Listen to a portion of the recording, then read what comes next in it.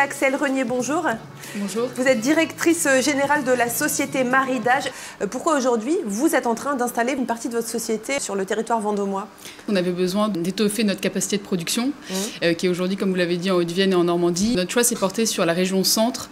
Maridage, c'est une entreprise familiale et on a des fortes racines dans la région centre et en particulier dans le Loir-et-Cher. Donc on regardait vraiment la région du Loir-et-Cher pour implanter notre nouvel actif. Ça a été l'accueil de la municipalité et à la fois le bâtiment dans le quartier Rochambeau qui nous a fait prendre la décision de nous installer. Pour vous, une nouvelle installation rimait forcément avec un bâtiment historique? Oui.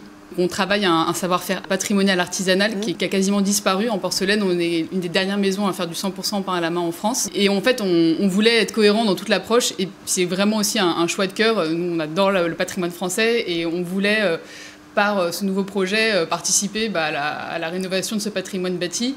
C'est un gros investissement pour une entreprise que de se dire j'achète le bâtiment et je le réhabilite. C'était pas clé en main le bâtiment? Non, pas du tout.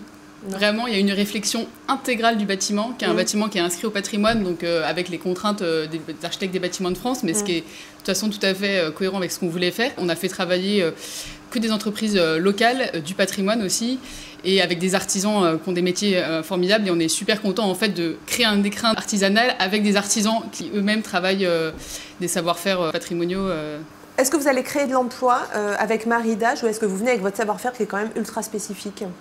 C'est une addition à notre capacité de production, donc ça vient s'ajouter aux ateliers de Haute-Vienne et de Normandie. Et du coup, on a effectivement des besoins de recrutement. On a un petit peu de relocalisation à Vendôme, d'artisans qui travaillaient avec nous par le passé et qui vont être là pour transmettre le savoir-faire. Mais on a aussi l'essentiel, c'est de la création d'emplois. Et alors c'est un métier très très spécifique, très artisanal, le peint à main sur porcelaine, le décor sur porcelaine. Les premiers talents qui nous ont déjà rejoints, ils viennent vraiment de la région centre. Pas forcément de Vendôme même, mais de la région centre. La formation est très très très longue aussi, la transmission est très longue. Combien de temps du coup il faut? C'est plusieurs années. Surtout qu'on a 200 décors à notre catalogue, qu'on complète à chaque fois et qu'on n'arrête jamais. Donc un décorateur, avant de connaître toutes les techniques, maîtriser, ça prend beaucoup de temps. Pourquoi Vendôme a-t-elle réussi à attirer des entreprises dites de luxe? Eh bien on fait le point.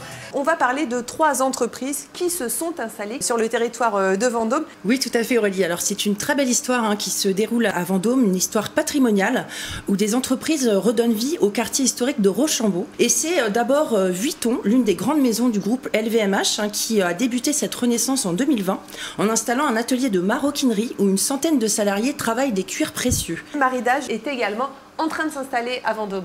Tout à fait. Alors c'est en cours et on est très pressé de voir ce que ça va donner cet été. Son savoir-faire artisanal Made in France s'exporte dans plus de 70 pays et vous avez eu un coup de cœur pour le bâtiment qui jouxte l'atelier Vuitton.